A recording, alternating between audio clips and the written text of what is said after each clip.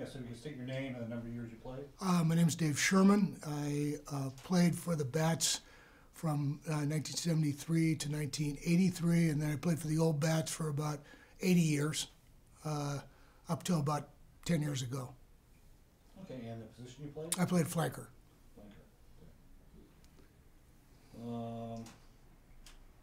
So I guess clubs. Yeah, what clubs played for you and the clubs I played for, I played for the Bats. I played for the Poppies.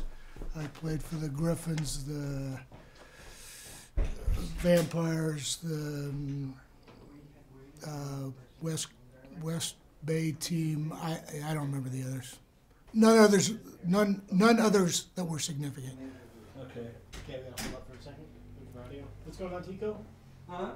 We have another gentleman here. We're gonna do this together or one? I'd love to have a partner.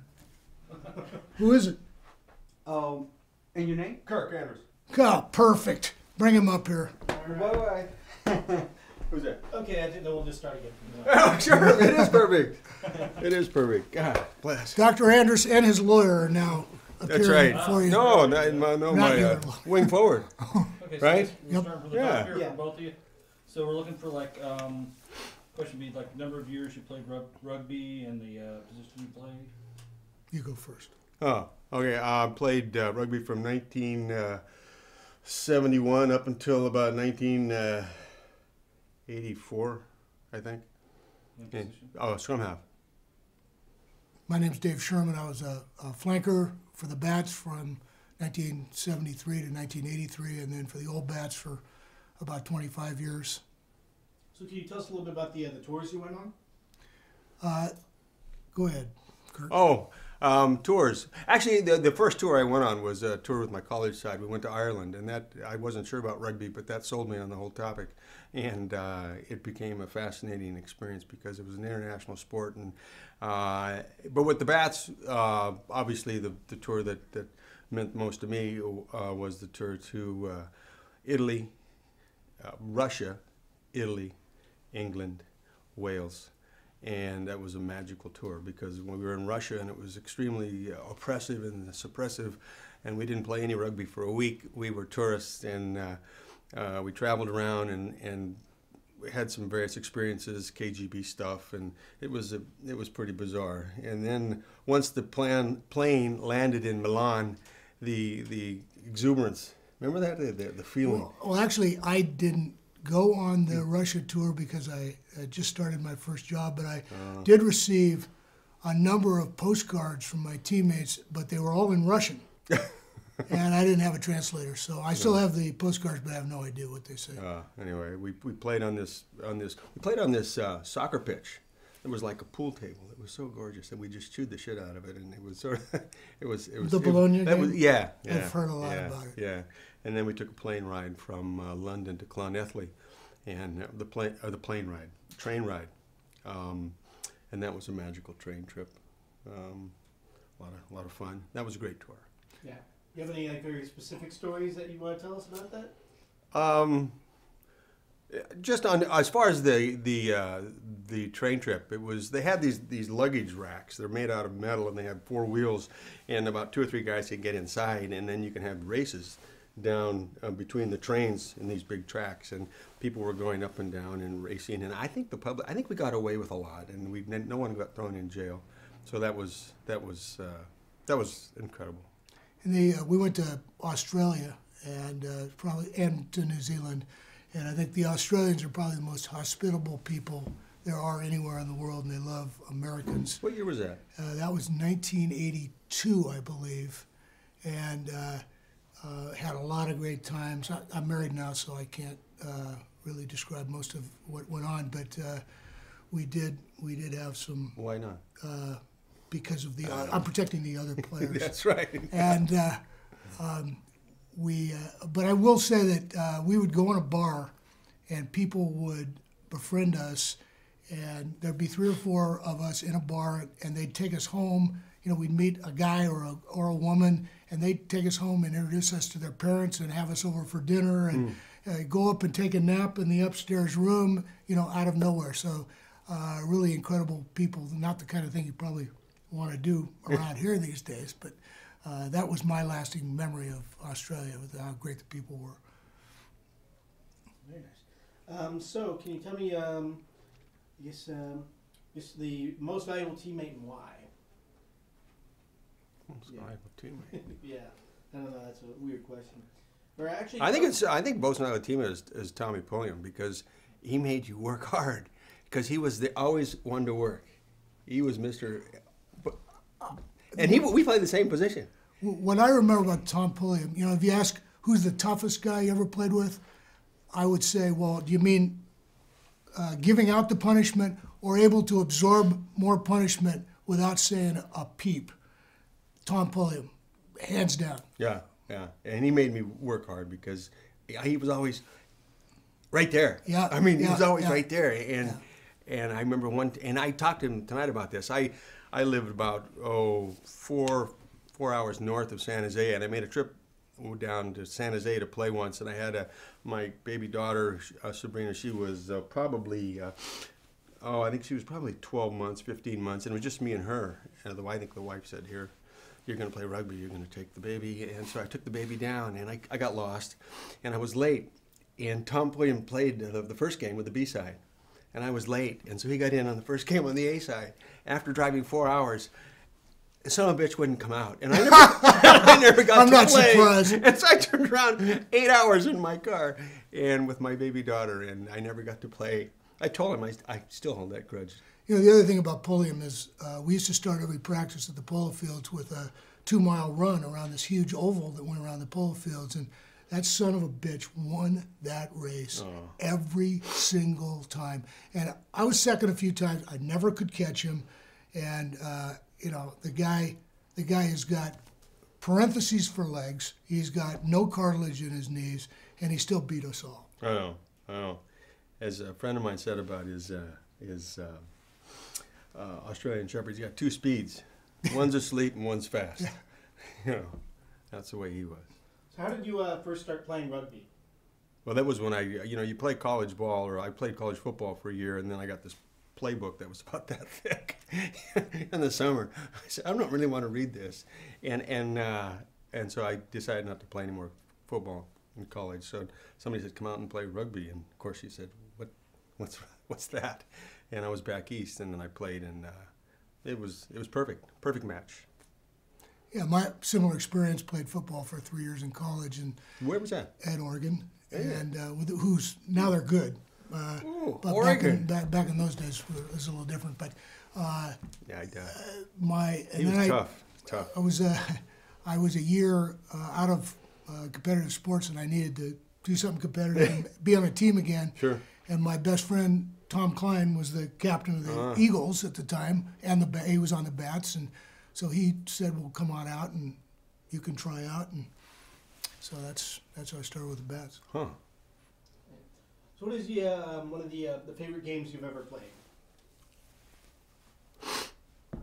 I think it was, it wasn't much of a, we played in Bologna on that pool table that was like a cushion.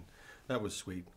But I think of when we played in Clonethley in Wales against this standoff. That was magical. I forget his name. Anyway, he sort of had this barrier 3 feet around him, and you couldn't get within 3 feet of him because he had this way of eluding you. And I just realized what level he was playing at, and that the place was packed with people in this small town, and he was so good, and they were good, and it was just I realized how incredibly talented there are. How many people that how many guys play all over the world who are incredibly talented. And he wasn't very big, but he was magical, and we got beat, but it was a sort of a magic. It was sort of a, what was it? I think it just he influenced me when we played against him. That it's like could be playing against Magic or someone who's just an incredible athlete. I will never forget that.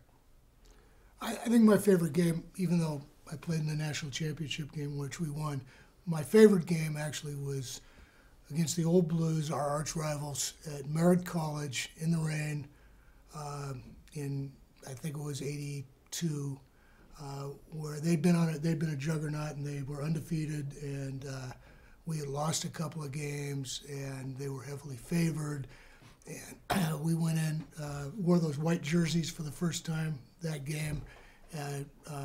Kirk wasn't there for that game, but Pulliam was. Yeah. But and we beat them handily on their field. So that, I think, was my favorite game. Nice.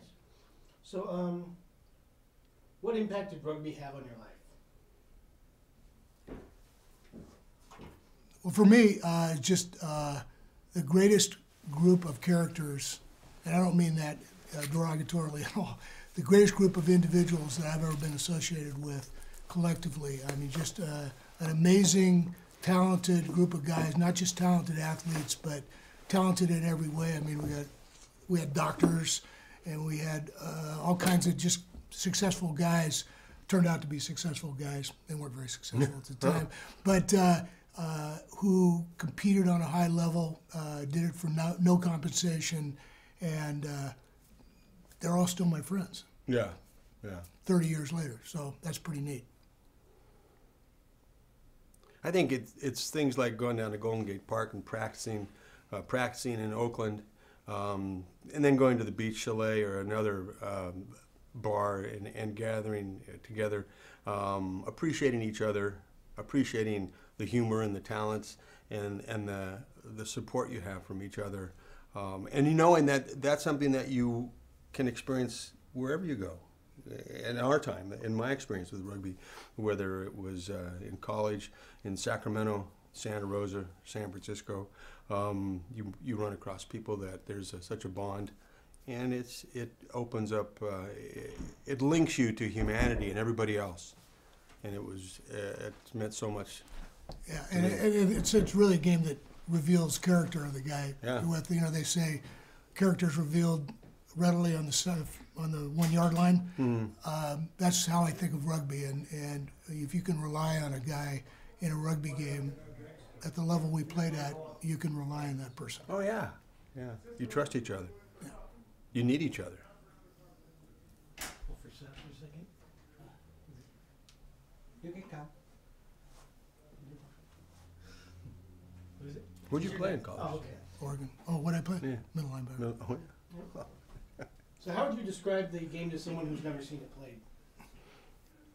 Well, to somebody who's never seen it played, it looks like chaos, but it is not. It's very different than that. And I just had a gal over from Wales staying at our house who'd never seen an American football game, so we were trying to explain that to her, and sort of, I guess, a similar viewpoint, but it's organized mayhem, really. Yeah.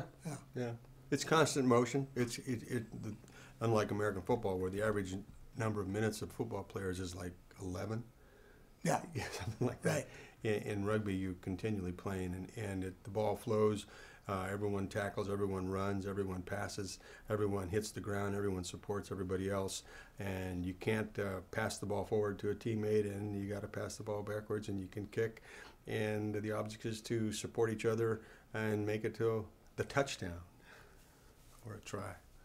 You tell us about some of the injuries you sustained playing rugby?